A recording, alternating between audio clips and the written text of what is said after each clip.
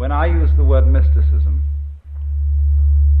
I'm referring to a kind of experience, a kind of, shall we say, state of consciousness, which seems to be as prevalent among human beings as measles.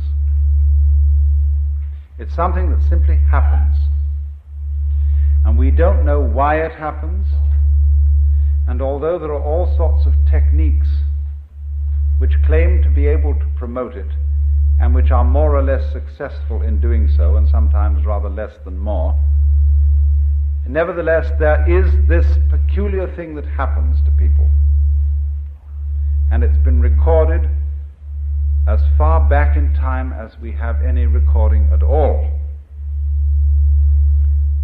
And that is coming over people the peculiarly convincing sensation that their ordinary sense of individuality, of personal identity, is transcended.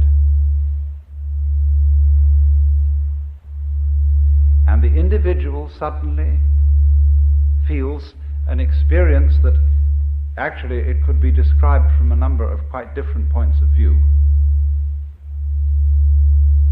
But we could add up these dominant characteristics. That instead of the ordinary feeling that I as an individual confront a world that is foreign to me, that is not me, in this kind of experience I find myself to be of one and the same nature or identity as the world outside me. In other words, I suddenly feel no longer a stranger in the world, but as if the external world were my own body.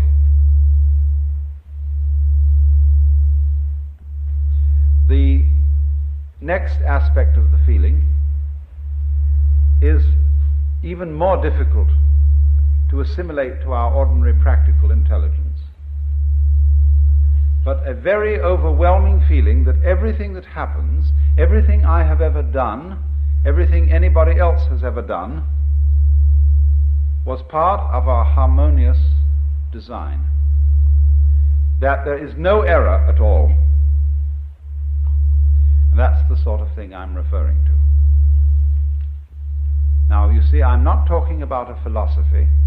I'm not talking about a rationalization, some sort of theory that somebody cooked up in order to explain the world and make it seem a tolerable place to live in. I'm talking about a rather whimsical, unpredictable experience that suddenly hits people. And it includes this element of feeling the total harmoniousness of everything. Now, I realize that those words can carry with them a sort of sentimental feeling, a sort of Pollyanna feeling. There are various religions in our society today which try to inculcate in you the belief that everything is a harmonious unity. You know, things like Christian Science or the Unity movement and so on. They want to make a kind of propaganda for one to believe, and through believing to feel that everything is harmonious. Now, to my mind, that is a kind of pseudo-mysticism, because it's an attempt to make the tail wag the dog.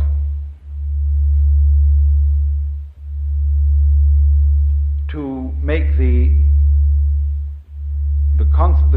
effect produce the cause. Because this sensation of things being harmonious is somehow never brought about by insisting to yourself that that is so. Because when you do that, when you would say to yourself, all things are light, all things are God, all things are beautiful, etc. Actually, by doing that, you're implying that they're not. because you wouldn't be saying all this stuff if you really knew it to be true.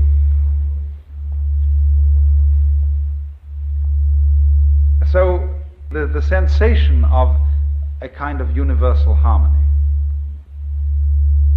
cannot come to us when it is sought, when we look for it as something to be an escape from the way we actually feel or to compensate for the way we actually feel. It's a thing that comes out of the blue. And when it comes out of the blue, just like hiccups come out of the blue or something like that, it's overwhelmingly convincing. And it stands as the foundation for most of mankind's profound philosophical, mystical, metaphysical, and religious ideas. Someone, in other words, to whom this sort of thing has happened.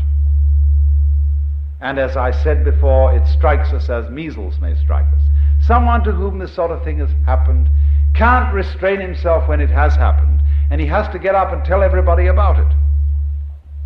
And alas, he becomes the founder of a religion. Because people say, look at that man, how happy he is. What conviction he has. He has no doubts. He seems to be sure in everything he does. You see, that's a wonderful thing about a great human being. He's like an animal or a flower. See, when a flower buds and the bud goes pop and opens, it has no hesitation or doubts about it. But when a young woman appears in society as a debutante, she's not quite sure if she's going to come off.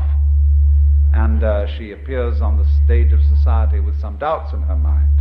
And therefore, all appearances of this kind are of a rather sickly nature.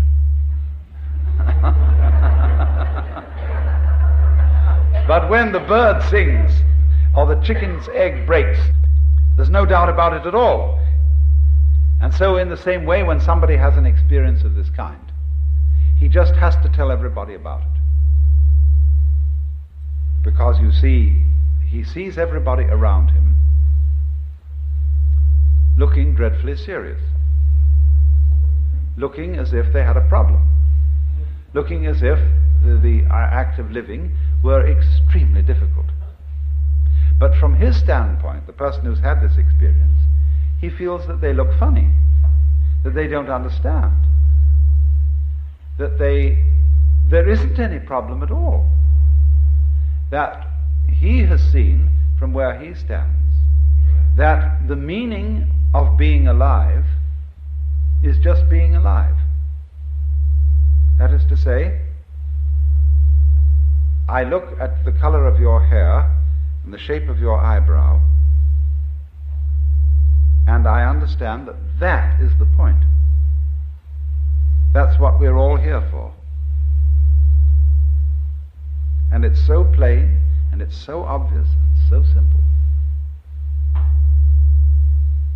And yet here is everybody rushing around in a great panic, as if it were necessary for them to achieve something beyond all that. And the funny thing is, they're not quite sure what it is. But they are devilishly intent upon it, after that thing. And so, to the person in the state of consciousness, which I call mystical, that all seems very weird, very absurd. But it's not something that you criticize in an unkindly way.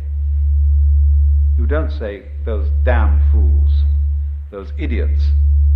You say, it's such a pity that they don't see it.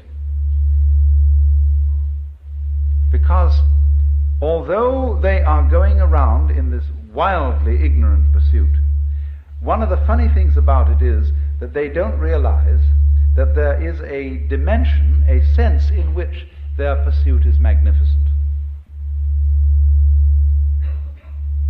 It's to give an obverse sense to the saying, Father, forgive them, for they know not what they do. Turn that into its opposite. Not forgive them, but give them a blessing, because they don't know what they do.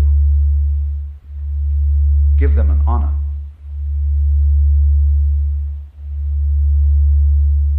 In other words, the intensely serious preoccupations and anxieties of mankind appear from this standpoint.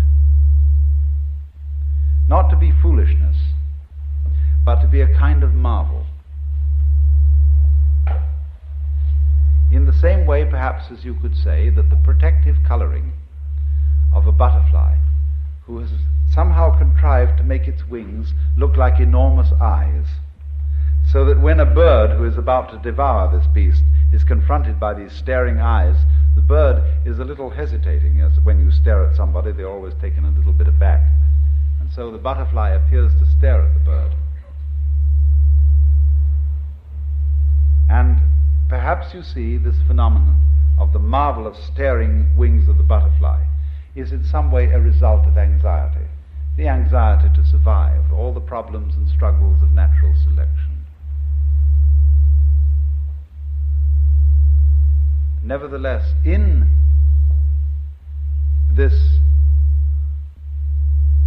intense struggle, we are unknowing poets.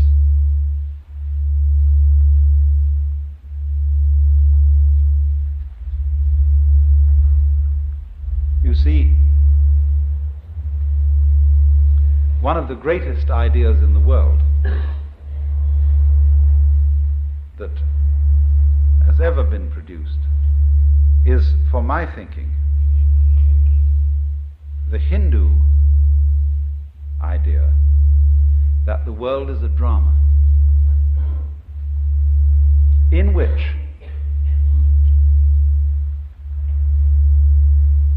the central and supreme self behind all existence gets lost and involved, and plays that he or it, or he, she, or whatever you want to call it, is all the creatures that there are, and gets totally involved. And thus, you see, the more involved, the more anxious, the more finite, the more limited the infinite manages to feel itself to be.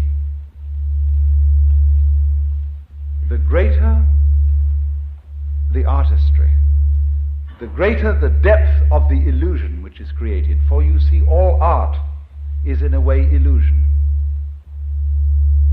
The art of the magician is the art of illusion, the art of misdirecting attention so that a magic seems to appear.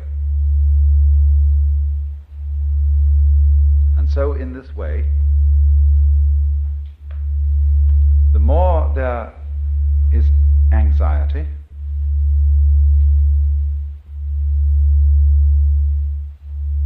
the more there is uncertainty,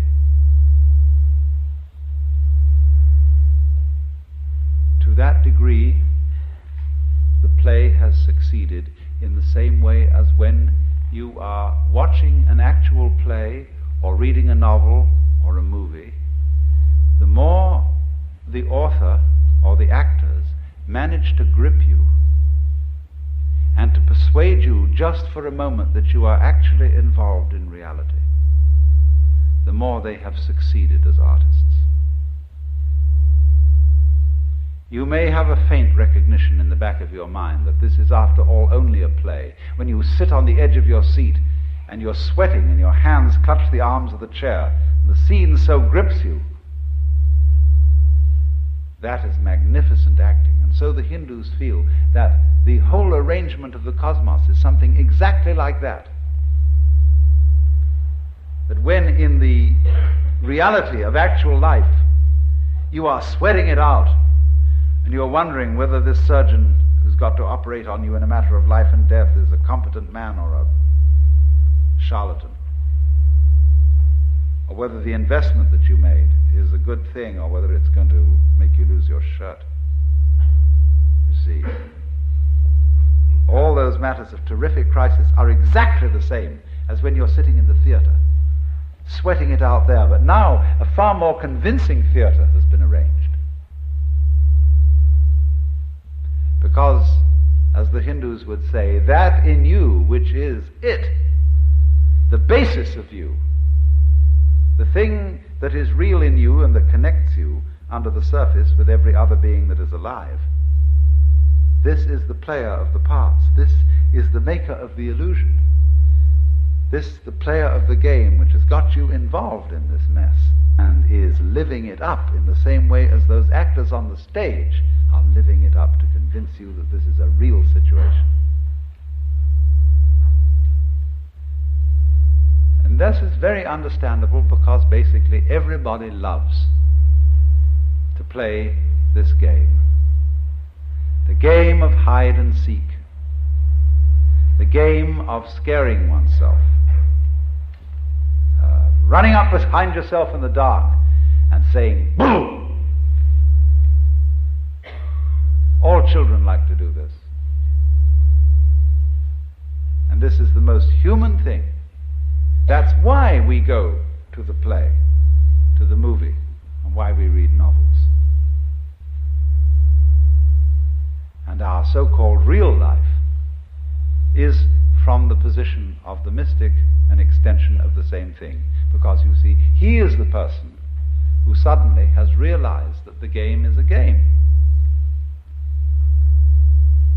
And that behind all, you see, if the game is hide and seek, or if the game is lost and found, everything to do with the hide side, or the lost side, is connected with where we as individuals feel lonely, impotent, put down, and so on. All the negative side of existence.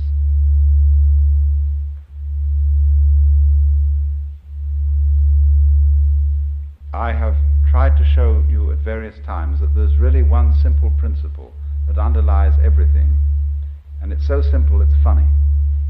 The principle is, all insides have outsides. Because you see, you don't know that the inside is inside unless there's an outside, and you don't know that the outside is outside unless there's an inside. Okay, then you, as you ordinarily feel yourself, are the inside. You are the animate, sensitive being inside the skin. But the inside of the skin goes with the outside of the skin. If there weren't the outside of the skin, there wouldn't be no inside. And the outside of the skin is the whole darn cosmos. Galaxy beyond galaxy and everything, you see? And that goes with the outside, in the same way that front goes with back. So that if you wake up and understand that, you find that the two are one and the same identity, one and the same self, one and the same life. So that's the mystic's point of view. He finds that out. Now, if I may switch, what is morals?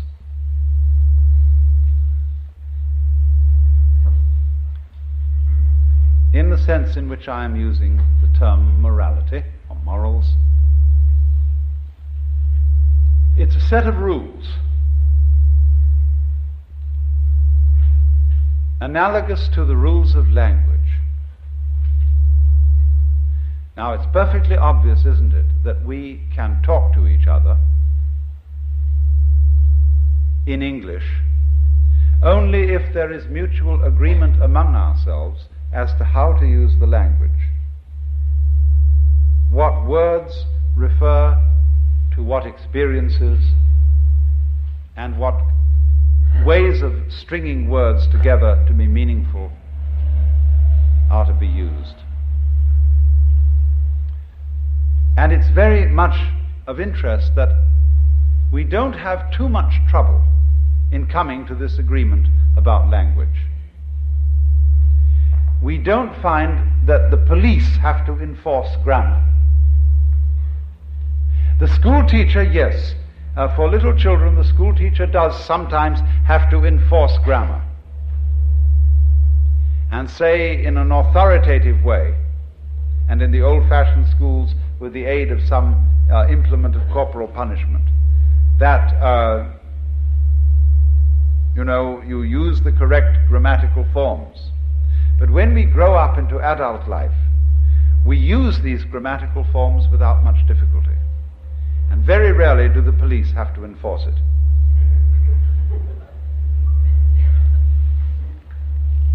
But it is otherwise with other arrangements that we have to make in common. Because just as we have to agree in order to communicate about language, we have to agree about, say, the rules of driving on the highway, the rules of doing business, the rules of doing banking, and so on, the rules of family arrangements and whatnot. And these are actually rules of the same kind as the rules of grammar. But alas, this is not very often recognized, because the authority, the sanctions, the power behind these rules is different from the authority behind grammar. What I mean is this: if you transgress the rules of grammar, people will shrug their shoulders and say, well, he doesn't make sense. They won't summon the police. But if you transgress the rules of driving on the highway, or the rules of finances, someone is likely to summon the police. And so one sees the authority of the state as standing behind those rules.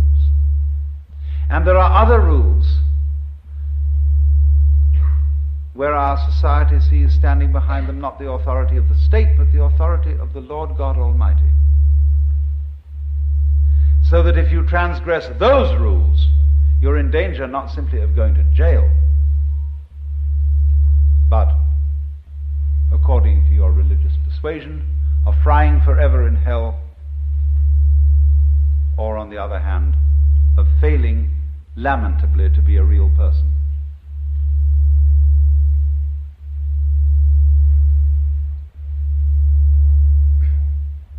Now,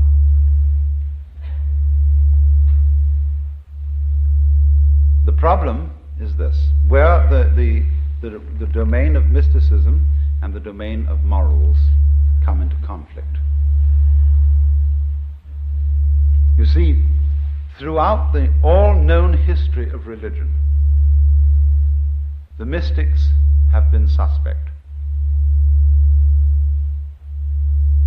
Insofar as religions have been the upholders of moral rules, as it were, the guardians, the authorities, in the same way, for example, as the lexicographers and the grammarians guard the rules of grammar and expound upon them, so in the same way the priesthoods and the lawyers guard the rules of social behavior.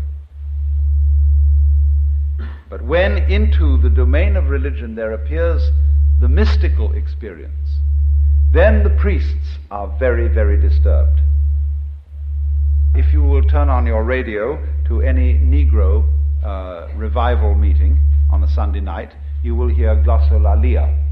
That is to say, when the preacher starts talking sensibly, but the congregation gets more and more enthusiastic and says, I hear you, amen, yes Lord, and so on. And it works up the preacher so that by the time he's through, he's not talking sense anymore, he's just lalling, he's going through glorious nonsense. In other words, he's become all the dry theological categories have turned into not only poetry, but beyond poetry, into music. And he's just saying, you see, he's just going like that. And the congregation's behind him, and it's wonderful. You see, he's become at that moment one in spirit with the universe, because that's what the stars are doing. The stars above us, the galaxies, they're not making sense. See? They're making a colossal display of fireworks in the sky. See? see this? They're going like that. Well, it so happened that in recent months, various congregations of the Episcopal Church had outbreaks of this. The Bishop of California, when all this happened, Bishop Pike, wrote an encyclical letter to his pastors and said, with all due regard for everything, we must not be too dogmatic. We must recognize always that the Spirit of God may work in mysterious ways that cannot be foreseen. And we should keep an open mind about all these matters. This was said in a very complicated way for several pages. But then finally, when it came to speaking with tongues, in effect, this must not happen in the Episcopal Church. In effect, this was what was said. It was said, the iron hand was in a velvet glove. But this mustn't happen. Now you see, this has characteristically, through the ages, been the attitude of priesthoods, of the guardians of law and order, or as they say in the Episcopal Church, everything should be done decently and in order. The guardians of this kind of thing have always been afraid of the spontaneous manifestations of the Spirit. And not only of things like mysticism, but also of things like falling in love. They are very, very dangerous happenings. And so here is an absolutely astounding paradox comes about. And it goes like this.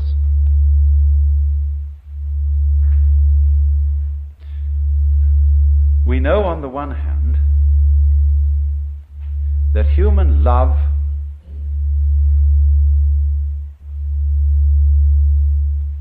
is only genuine when it is felt in the depths of the heart. And we know that this is true whether it be the love of man or whether it be the love of God. We are always looking for the genuine article, you see. We don't want someone to love us because they're forcing it. We want them to love us because they really do in their heart. Now you see, when you go back to the study of the history of the Hebrew religion underlying the history of Christianity, you will find this problem in this way. That you've got two traditions constantly compensating one against the other, playing each other off in the history of the Hebrew religion. The priestly tradition and the prophetic tradition.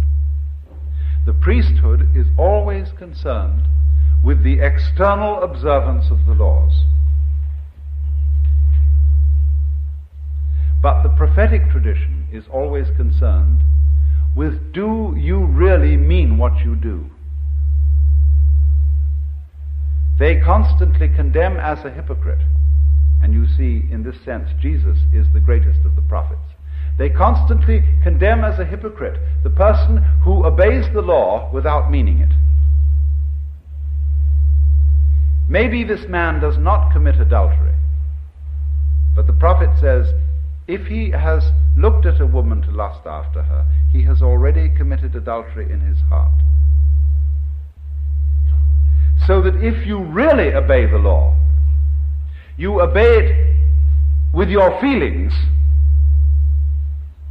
and not just outwardly. For as Jeremiah says, the day will come when no man shall any more say to his brother, know God. That is to say, know the law of God. But they shall all know me, for I will write my law in their inward parts. The ideal, in other words, is people who do not simply obey and do the right things, but who want to do the right things, whose desires are transformed. For the heart, to write the law in the heart means to change one's desire. So you see, what this comes to then is a peculiarly paradoxical situation, that you are required by law to be completely honest. And more than that, you are required by law to be loving, and honestly loving. You must love God and love your neighbor honestly, not forcing it, not pretending to it, not being a hypocrite.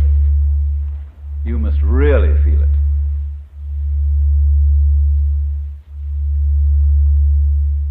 Now that, you see, is where the astonishing conflict occurs between the mystic and the moralist. For the moralist knows that he has to be more than a legalist. He has to be more than one who insists that the outward observance of the law be kept to. Luther said that the law which requires that inward compliance is the most terrible thing. He based a great deal of his philosophy on an attack on the idea that one's own inner feeling could be commanded.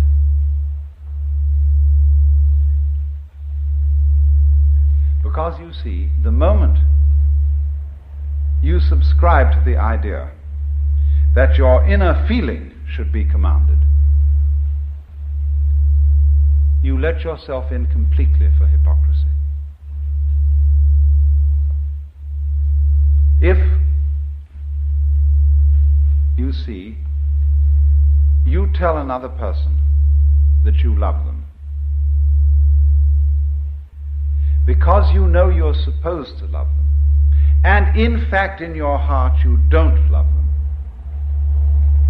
you're a liar.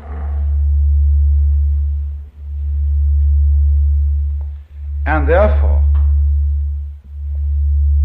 the more you insist on that lie, the more you feel it's your duty to make your feelings over and to love that other person, the more you get yourself deeper and deeper and deeper into trouble. Because here, if anywhere, the truth will out. You will not be able to sustain the pretense. You will not have sufficient energy to go on pretending and making a kind of mock of the feeling of love. And you have at last, then, if you're honest, to say, I don't.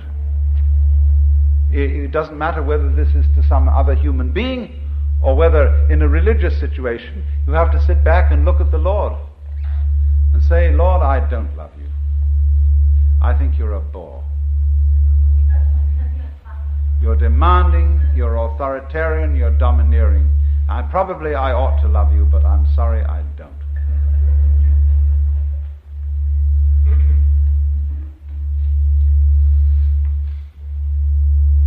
Now,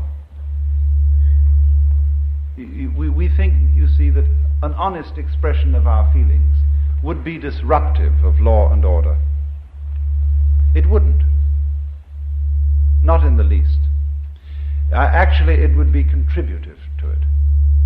Because if I say to somebody, look, I'm not doing this for you because I love you or because I like you. I'm doing it for you because the book says I must. Now that puts it up to the other person,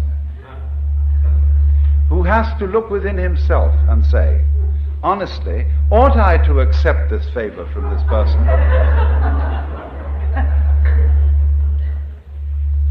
Or ought I to go about seeing how I could provide myself with these conveniences?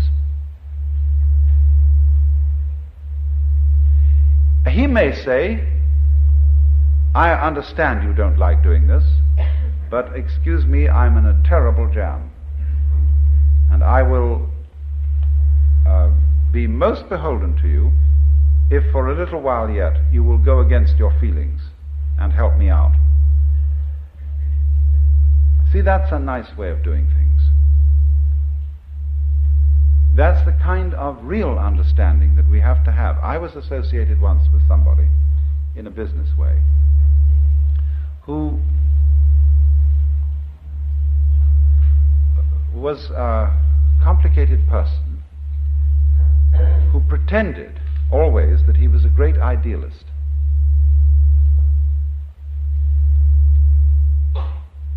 And that he was doing whatever he did for the benefit of mankind, for the furtherance of mutual understanding, for unselfishness and love between human beings.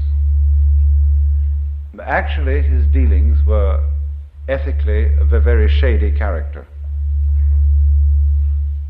And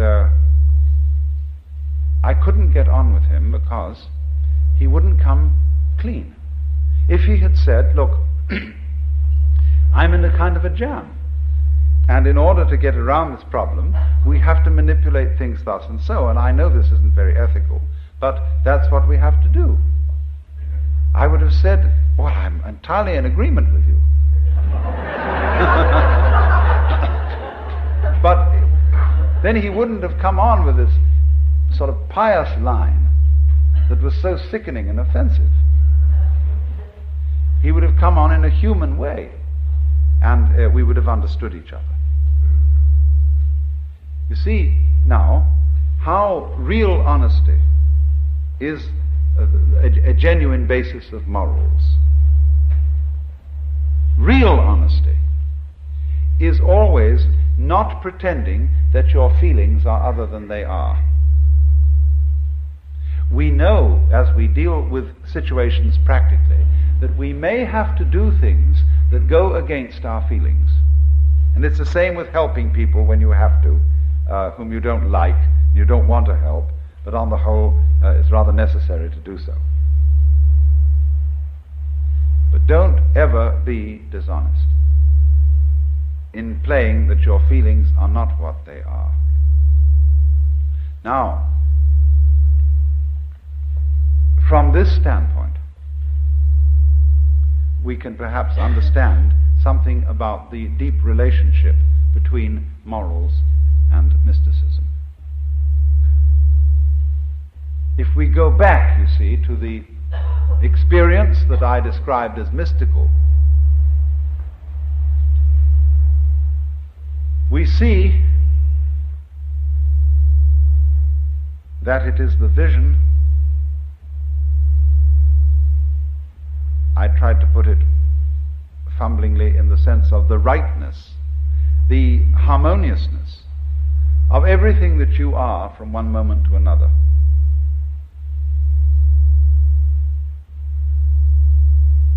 That, in other words, human behavior, its ups and its downs,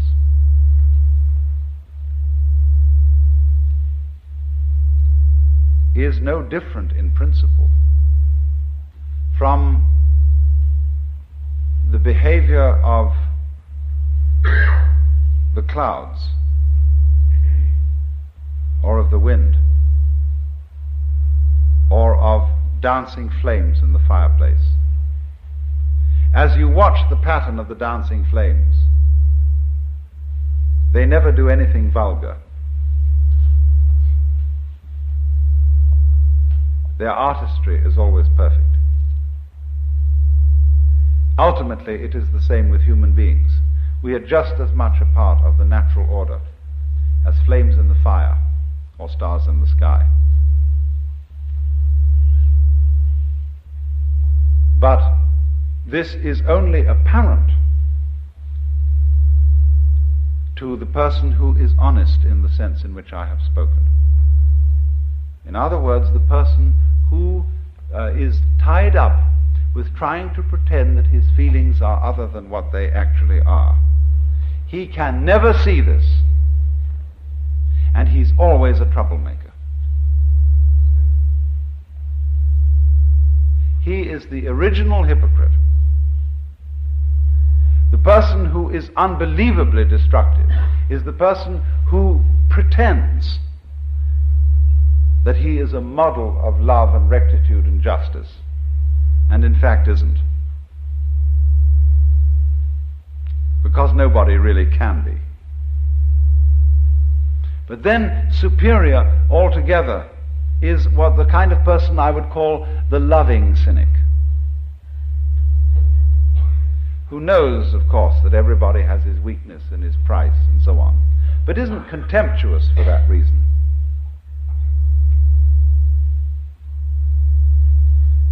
Incidentally, may I be so bold as to recommend a book?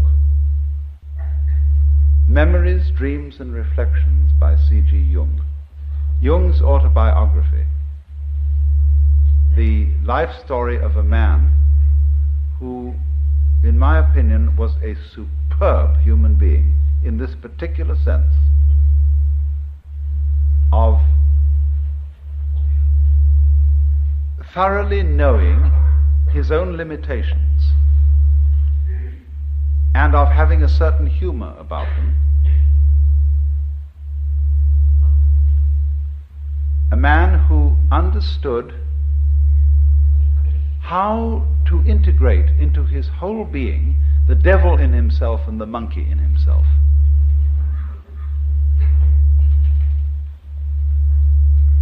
So then, in the metaphysical sphere, the mystic is the one who feels that everything that happens is in some way harmonious, is in some way right, is in some way an integral part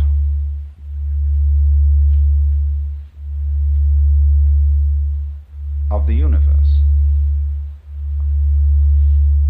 Now, when we transplant or translate that into the moral sphere, the sphere of human conduct, the equivalent is this: there are no wrong feelings.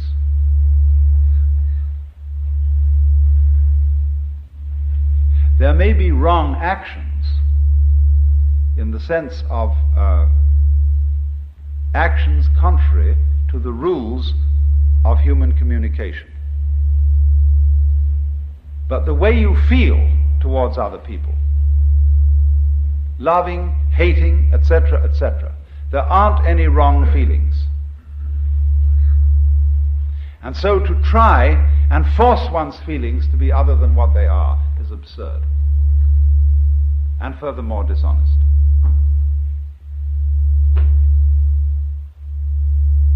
But you see, the idea that there are no wrong feelings is an immensely threatening idea to people who are afraid to feel in any case.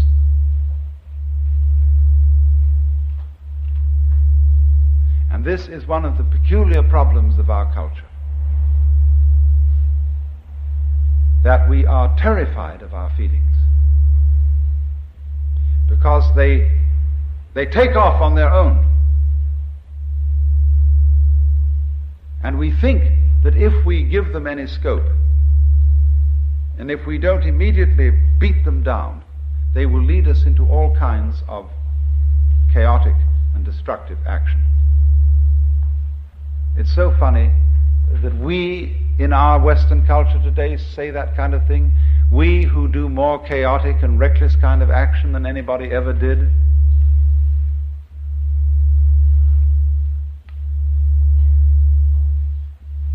But if, for a change, we would allow our feelings and look upon their comings and goings as something as beautiful and as natural and necessary as changes in the weather, the going of night and day, and of the four seasons, we would be at peace with ourselves. Because what is problematic for Western man is not so much his struggles with other people and their needs and their problems as his struggle with his own feelings. with what he will allow himself to feel and what he won't allow himself to feel.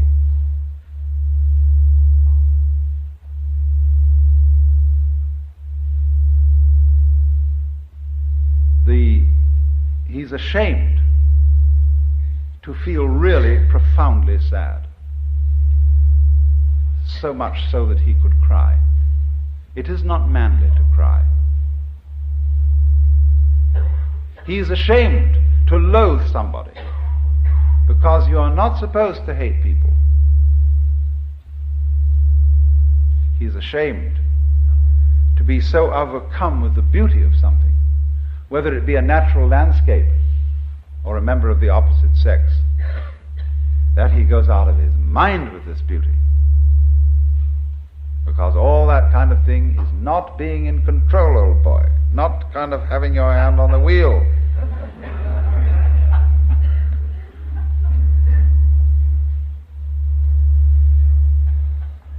But it is because, you see, we don't go with that we are not in control. That we try to pretend that our inner life is different. So I think this is the most releasing thing that anybody can possibly understand. That your inner feeling is never wrong. That's to say, what you feel, it's never wrong that you feel that way. It may not be a right guide to what you should do. In other words, if you feel that you hate someone intensely, it isn't necessarily the right way of dealing with that feeling to go out and cut his throat. But it is right that you should have the feeling of hating, or of being sad, or of what, frightened, terrified, whatever it is. For you see, when a person comes to himself, he comes to be one with his own feeling. And that is the only way of being in a position to control it. It is in exactly this way that the sailor always keeps the wind in his sails. Whether he wants to sail with the wind or whether he wants to sail against the wind, he always uses the wind. He never denies the wind. Well, and it's exactly that same sense that a person has to keep going with his own feeling. Whether he wants to act as the feeling obviously suggests or act in a different way, he has to keep the feeling with him, because that's his own essential self.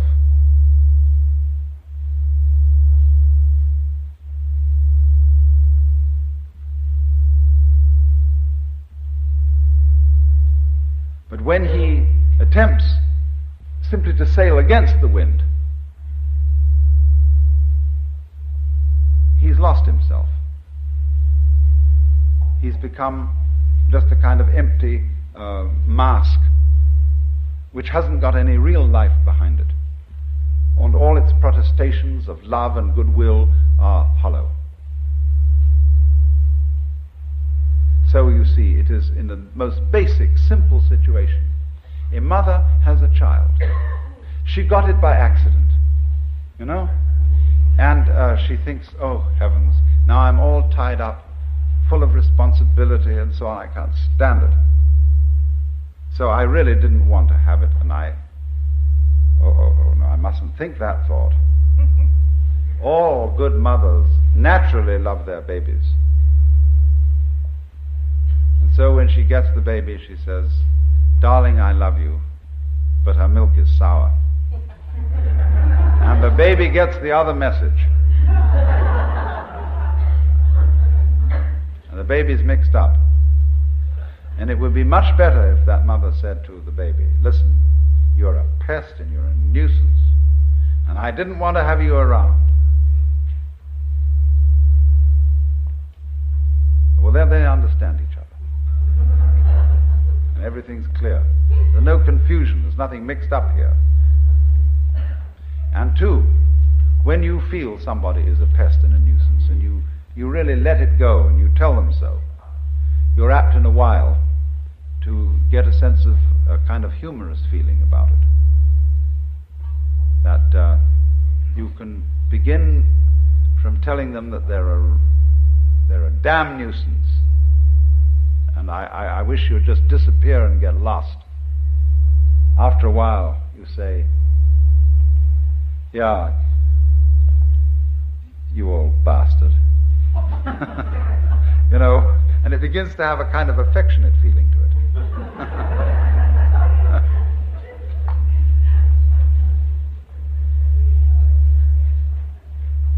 So, to sum up, what the mystic primarily feels is the divinity, the glory of whatever is.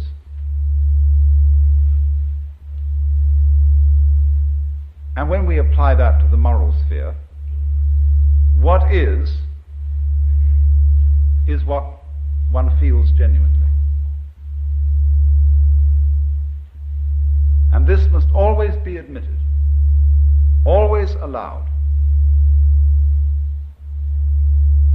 It doesn't mean to say, let me emphasize this, it doesn't mean that we always are therefore compelled to act upon the basis of what we feel. That is to say, to kill the person we hate. Hatred does not necessarily lead to violence. It is unacknowledged hatred that leads to violence. Honest hatred can be expressed in much simpler ways.